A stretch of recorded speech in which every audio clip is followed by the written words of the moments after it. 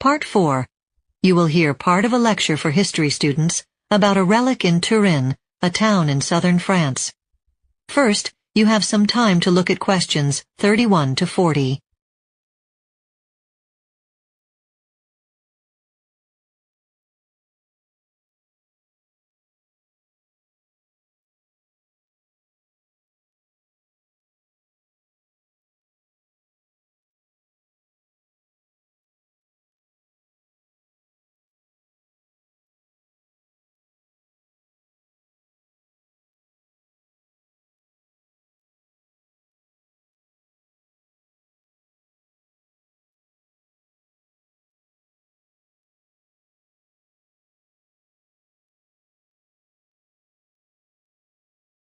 Now listen carefully and answer questions 31 to 40.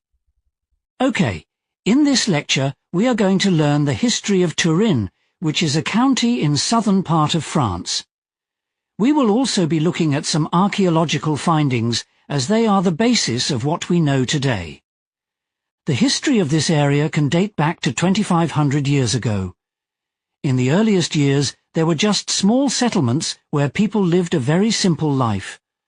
Slowly, the place grew into a town and became livelier, and business activities began to emerge. According to Peter Rocher, a French archaeologist, this place was an important agricultural county since a long time ago. In his findings, there were buried pieces of grain and broken utensils, which were the evidence of ancient Romans who traded their pottery for grains with people in Turin. This also proves that the business activities were quite active in this area back then.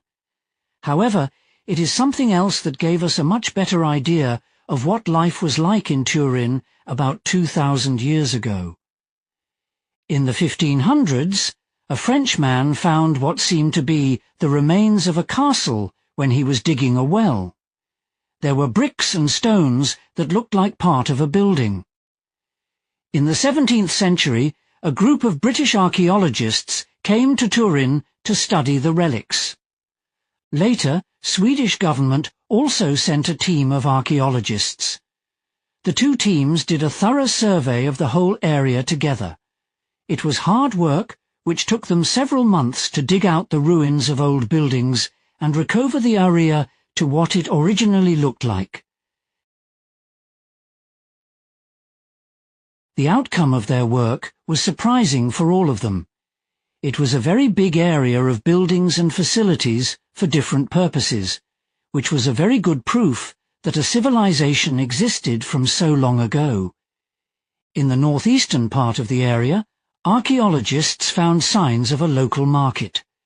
There were stone stands that sellers used to place their commodities, and they even found silver coins, which were the currency back then.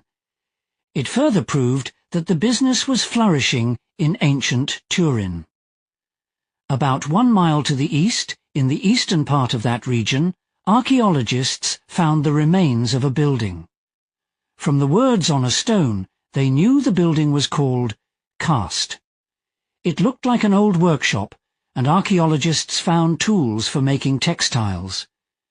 It was a very important evidence that this industry was established about more than 2,000 years ago, which was situated in the central area, was a big round building, where there was something like a fountain. The team found buckets near it. This showed that it had been the place where people collected water. We could imagine the scene that dozens of people were standing by this fountain with buckets in their hands. What surprised the archaeologists most was that there was an ancient theatre in the northeastern part. There was a stage and several stone seats uncovered. Right next to the theatre, archaeologists unearthed a long stone. Then more stones were found, and they extended across a deeper area. From this we could conclude that these stones were from an old bridge on the river. Architects were very skilled back then. They used their wisdom to conquer technical obstacles. But people used their wisdom much more than Millie for practical purposes. In the southwestern area, what seemed to be like a garden was uncovered. There were pots and wooden basins. It must have been a very beautiful place, full of plants and flowers of different colours. More importantly, there were 2 statues of lions just beside the gate. It means French people admired the power of this beast at that time, so that they used stones to make these statues. Not far from Dolby House, also in the central area, there was an elevated area, but its lower area in the centre. Through a lot of careful research, archaeologists came to the conclusion that this was a Roman bath. It's where rich people went to enjoy a comfortable and relaxing hot bath. Next to the bath, there was a sculpture of a woman who was like pouring water into the bath.